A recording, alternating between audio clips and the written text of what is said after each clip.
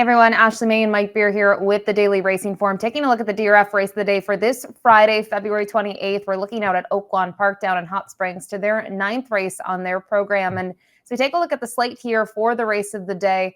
It's a field of 8, some interesting horses in here, Mike, with the names of Magic Tap and Speed Bias, who have been horses that have been solid for quite some time. Yeah, plenty of back class in here for sure. A lot of hard-hitting older horses in here. I guess the story, probably the main story anyway, revolves around Magic Tap, who might just be better than these horses, but he's a short price on the morning line, and he's coming back from a long layoff here. This distance is 1 1/8 miles there, an allowance optional claiming event. As we take a look at the Timeform US pace projection here for this field, looks like the 7 Laughing Boy, if he wants the lead, he should be able to get it. And I know that didn't kind of work out last time over the off track in the tinsel, but go down the page. To me, I pretty much agree with this in terms of the 7. Does look to have things pretty easy on the front end if he wants it. Yeah, I thought he was probably the main speed in here. There are several horses, though, who I just feel like are going to be in pretty close attendance to this pace early, Ashley. We'll see how it all plays out. I guess the key for the 8, Speed Bias, he's got enough speed, too, to go forward if they want. He's got to get out of the gate a little better this time. And note that there are 2 LP late pace flags here attached to the 4 Magic Tap, the morning line favorite, who exits the Oaklawn handicap, as well as the 5 Red Run, who was 3rd last time out. We'll jump into it, though, with the number 1 Game Warden. This one trained by Norm Cassie. In terms of last out efforts, really didn't do much last time out or the prior start. But if you go down the page, there are some races that suggest he has some ability. Probably needed a break there. They sort of went off for him towards the end of last year, and they did right by him and gave him at least a little time off. It's not a super long layoff. I appreciate that he likes 9 furlongs, Ashley. I think that's sort of a feather in his cap. The thing that holds me back on him is he's got those 2 wins going this distance at Saratoga last summer. Those races would really make him competitive in here. But those 2 races came at a time when Flying P was winning every horse that they ran at Saratoga was running lights out, and they were all outrunning their PPs, including Game Warden. Take those 2 races out. Without them, is he good enough to beat this field? Yeah, it's tough to see it off of those last couple efforts, and you bring up a great point about the races at Saratoga. The 2 Black Powder up next. We'll take a look at one of his most recent performances, and he was able to score a massive upset. It came locally at Oaklawn Park, 1 1/16 miles over and off track, and 51-1, Mike, was the odds on him when everything was said and done. I just thought it was a great trip. He was a little bit closer than we saw him in that effort 2 back, and he obviously does love it at Oaklawn. Yeah, I guess if you're a horse for course person, you probably want to take a second look at this guy, because he really does seem like he runs his best races here. All 3 of the wins, by the way, the 3 dirt routes at Oaklawn. The only time he lost was when they tried to sprint him off the layoff. He's obviously improved from Maker. And so we'll see if they can just sort of keep it going. That race last time. It gives him a chance in here, but he also got, to me anyway, he just got a great trip in that race. And I don't think I could bet him back off of it. It's interesting to see. It has been a productive race. Bishop's Bay came back to win. There was some hype about him as a 3-year-old in Woodcourt as well. Had a pretty good performance, finishing second with an 86 Beyer speed figure. The 3 Winnemac Avenue, this one for James DeVito. We'll take a look at his most recent performance back on January 17th at Oaklawn. I thought this was a really good effort. I know he comes up a little bit short in here, but I don't think he was necessarily expected to win. The tote board suggests that, and the fact that his last race prior to that was at Hawthorne. But in terms of who he faced, you'll see the 3rd place finisher in here is Speed Bias, but other names such as Dennington, Dymatic, and then Classic Car Wash, who I remember as a 3-year-old down at Tampa.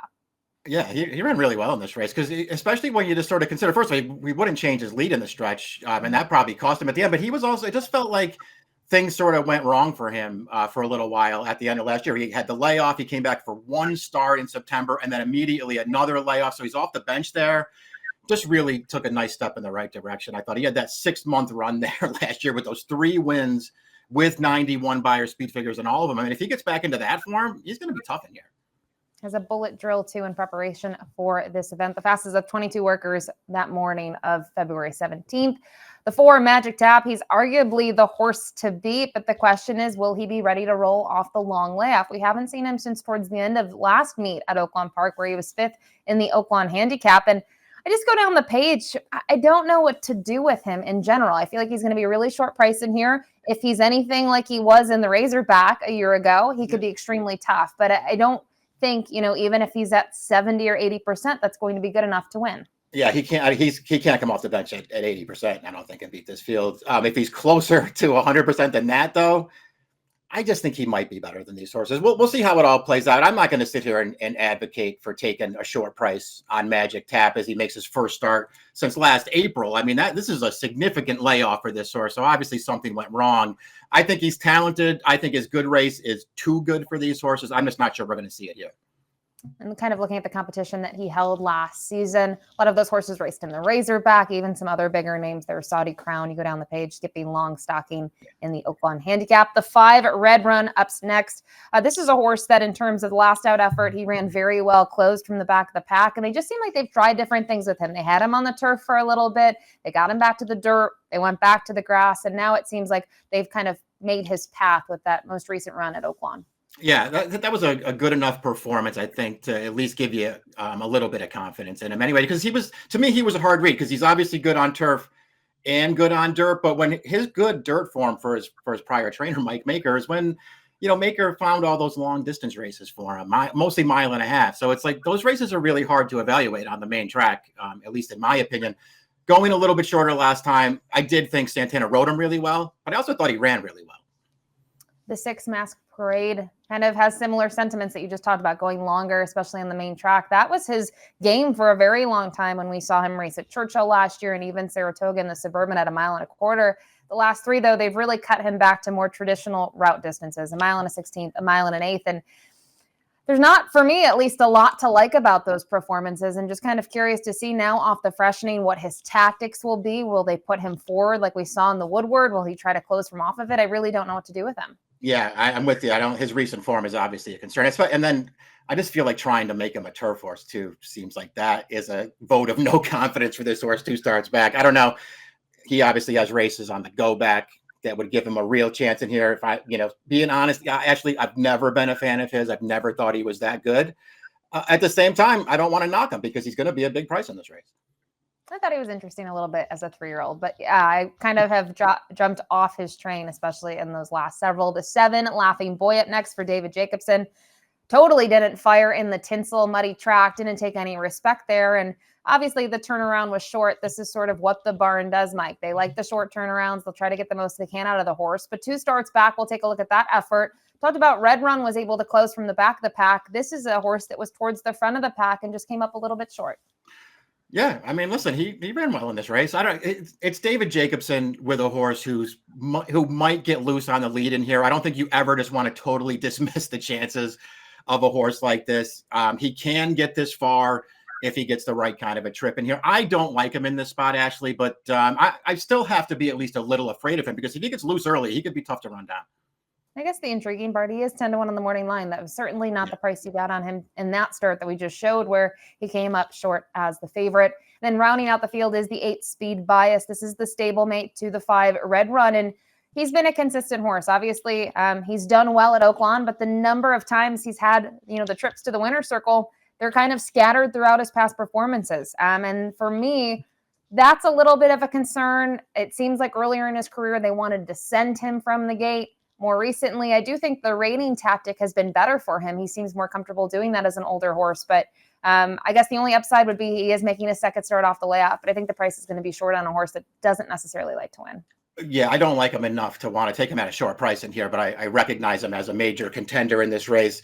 All in all, off the layoff last time where he got away very slowly from it. He just didn't break sharply at all, and he just wound up way back further off the pace, I think, than he wants to be. He'll get a different trip in here, perhaps even a better trip. I just don't like him that much, and I'm not interested in him at a short price. All right, race 9 kicks off the late double this Friday at Oaklawn Park. And as we mentioned, it is the race of the day, so free pass performances are on the DRF website. Top pick time here for the 9th, and curious to see which direction you go in. And well, our directions are extremely similar here. We use the 3 and the 4 in the top 2 spots, and I guess we just flipped at the round Moquette trainees. Yeah, I feel like the 3 can just get the right trip in this race. And if he gets back to, second off the layoff now, one of his, better performing, he even ran fine last time, but he has better races to get to. It might be good enough here. I thought the 4 was the horse to beat, just didn't want him at a short price off the layoff. Yeah, and in the time form US pace projections, Winnemac Avenue isn't as close as I think he could be. It showed the 2, 6, and the 8 kind of pressing Laughing Boy. He could certainly be pressing Laughing Boy early, and I agree with what you said. I just think Magic Tap, short price, really long layoff. 5-1, I do think, is an intriguing price on Winnemac Avenue. The question is, Will we get it on Friday? I'm not sure about that, Mike. We'll have to wait and find out. But 3458 for Mike, 3485 for me. It's the 9th this Friday at Oaklawn. Good luck.